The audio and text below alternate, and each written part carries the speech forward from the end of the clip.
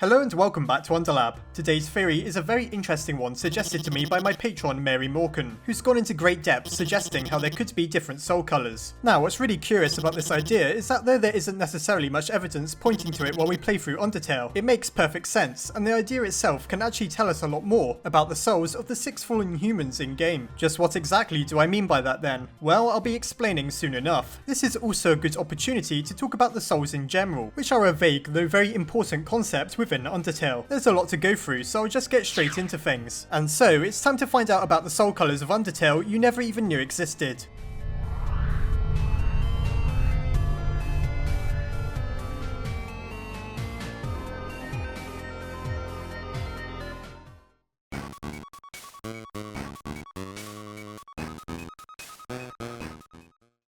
Now, we probably all know the 7 soul colours. There's red, the colour of our soul. Then there's orange, the colour of bravery. Cyan, the colour of patience. Blue, the colour of integrity. Green, the colour of kindness. Yellow, the colour of justice. And purple, the colour of perseverance. However, we're never actually told much about them, nor is it confirmed whether those are the only soul colours within the game. There's at least one more, of course. White, the colour of a monster's soul. Before I talk about different colours, let's briefly focus specifically on red. Why red? Well, it's our soul colour as well as Chara's, as we find out by inspecting the coffin in Asgore's basement. The strangest thing about it though is that we never learn what it represents. Many people speculate that red simply means determination, but as we learn within the true lab, all human souls have determination as that's what allows them to persist after death. So red probably means something else. What about hope? When we die, we're told that the future of humans and monsters depends on us, though it seems to actually be referring to Chara. Regardless, perhaps this indicates that we're a symbol of hope along with our red soul. Otherwise, as I've suggested before, it could mean purpose. Someone with a red soul is clearly driven with a purpose in mind, even if that's to kill every monster they come across or to set them free. Still, this isn't conclusive proof. You probably want something more than just an observation, so how about this? By combining yellow and magenta, you get red. Magenta can otherwise pass for purple or pink, in other words, the soul that represents perseverance, and as we already know, yellow represents justice. So if we're to take anything from this, does that mean that red is also a combination of the traits justice and perseverance? Well, it's very easy to see what's perseverant about Frisk. You could also argue that we deliver justice in the form we believe is appropriate throughout Undertale. On the genocide path, for example, you probably wouldn't think of Frisk as being very just. However, there's no denying that you're still justice in the respect that you're the one deciding who lives and who dies, even if that decision is to kill everyone. Therefore, perseverance and justice really does make perfect sense should we apply them to Frisk. You may want to argue that I could just as easily apply the other traits to the character, but is that necessarily true? Think about this. Kindness, bravery and patience all seem like they would be applicable to Frisk. However, those lose all meaning on the genocide path. There's nothing brave or patient about hunting down every monster we meet, and obviously kindness is the last trait you would assign to a genocidal Frisk. Of the 6 traits there are, perseverance and justice remain the most appropriate for Frisk no matter which path we go on, and so it seems that red really does represent a merging of the two. What does this have to do with different soul colours though? Well, if that's really how you work out the traits the colour represents, by combining those you already know, then all manner of trait and colour combinations are possible, indicating what the world of humans in Undertale might be like. Now this starts to make even more sense should we look at the combinations of other colours. Cyan and magenta make a dark blue, and so that's combining patience and perseverance. Doesn't that sound a lot like integrity? You show patience by sticking to your beliefs and perseverance in committing to them. In other words, integrity. Yellow and cyan make green, which is justice and patience combining to make kindness. Now, if we think of justice as meaning someone who decides the fates of others, it's only natural that we get kindness should you add patience to the equation. If you represented both patience and justice, you'd surely take your time before making a judgment, leading you to a more reasonable conclusion. A lot like how Toriel acts within the the ruins. It's pretty fascinating how plausible and logical the soul colours are. This leads onto why there could very well be different soul colours other than the ones we see in game. For example, what would a lighter shade of orange indicate? Rather than bravery, maybe something in the same vein, but not quite as potent, such as courage or willpower. Meanwhile, a darker shade could very well indicate a more serious version of the trait that lacks the balance of being in the centre, such as zeal or arrogance. And from here we can start to work out what truly unique soul colours are surely out there within the world of Undertale. Magenta may be perseverance, but combined with dark blue, meaning integrity, you'd make a sort of purple. What could that possibly mean then? Well, it'd surely be a combination of perseverance and integrity, likely meaning they'd be someone very committed to their beliefs. That colour could represent faith, as in faith in one's ideas, or maybe something like dedication, rather than any of the 6 traits we already know. And funny enough, one soul colour we never see in game is brown, but brown is the result of all the colours mixing together. What could brown possibly mean then? Well, I've theorised that white could represent possession of all the major traits, but perhaps this only applies to monsters. Brown souls could be the equivalent of a monster's white soul, meaning a human with a soul that colour has all the major traits within them and isn't defined by any single one. That, or it could simply mean no trait has yet to rise to the surface, as if you have an equal part of something as subjective as a multitude of traits, is there really anything that distinguishes you? Then of course, you could always go outside the colour spectrum. What would a black soul indicate? The most logical guess is that it could represent a complete lack of any redeeming traits, as it's void of all colours, and therefore all characteristics. Rather than having any sort of ambition, desire or moral code, you act without any clear purpose. This could very well be the colour Chara's soul turns at the end of the genocide path. While we know their soul was originally red, we know they had to borrow the player's power in order to come back to life, and so I can very easily believe that Chara's soul, if they still even have one, has become corrupted beyond all measure. Therefore, perhaps it's sensible to conclude that the darker a soul becomes, the more evil the person is. As I mentioned before, a darkened orange could indicate more extreme versions of bravery, such as zeal. These traits can easily be turned towards more negative emotions, which isn't too surprising considering that they're closer to having no trait at all than they are to possessing multiple traits. You can probably see what I mean now, how this idea tells us more about the 7 soul colours than we see in game. We now know that each trait is a merging of others to create something new, and from that we can work out entirely new traits and the implications of what a dark or light soul may indicate. This theory gains a lot of credibility from the fact that defining the entirety of humanity as falling into just one of 7 words seems a bit absurd, and it makes much more sense that there's plenty of other colours and traits out there, along with the possibility of various shades of the same colour meaning different things. So in conclusion, the amount of souls out there is as varied as the entire colour palette. If you can combine 2 colours to make a new one, you can keep coming up with different traits. There's undoubtedly a colour for almost every aspect of someone's personality out there, such as jealousy and politeness, those who are cowardly or maybe forgetful. There's pretty much endless opportunities. It just so happens that the colours of the rainbow were the ones to get trapped underground. In fact, that's a pretty convenient thing, as it allows us to work out what other soul colours could possibly mean. You can see how this theory applies to who Chara originally was as well. They were able to determine the fate of thousands of monsters through their own perseverance, a lot like Frisk. This also opens up the exciting possibility that there's a lot more to soul magic than we first thought, and the potential existence of the terrifying black soul may tell us something about what happened to Chara and why they're able to come back through completion of the genocide route. It also tells us a little about human society, and to end this on a very interesting note, keep in mind it was 7 magi who sealed monster kind away. 7 souls are required to in turn shatter the barrier. Could it be that the specific shades of souls we see in game are the most powerful, and that's why they contain so much power? Perhaps it's also how the magi were able to seal monster kind underground and even harness magic in the first place. Well, it's just food for thought. Now, I wonder what a rainbow soul would be like.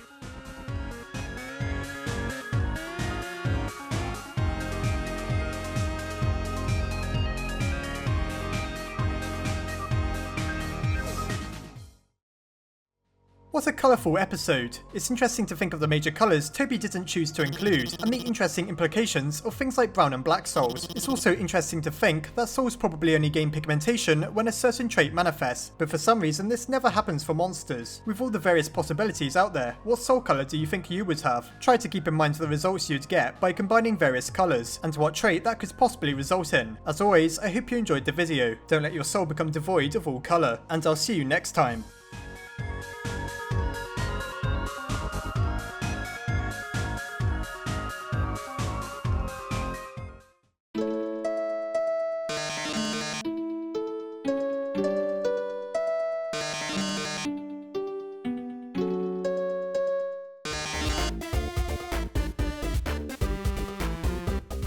Before I go, I'd just like to say a massive thank you to my patrons, my head scientists Asgorn Shi, Cameron Vigil, Kay Jensen, Sophronius and Mary, and my Underlab scientists Crystal Sleet, Nicholas Dux, Armin Arlett, Marisa Ray, Corey Kidwell, Yushio Coroni, Sarah Wydra and Emily Gatewood. If you enjoyed this video, please consider checking out the Patreon link below, as well as the video that explains why I'd so massively appreciate your contribution.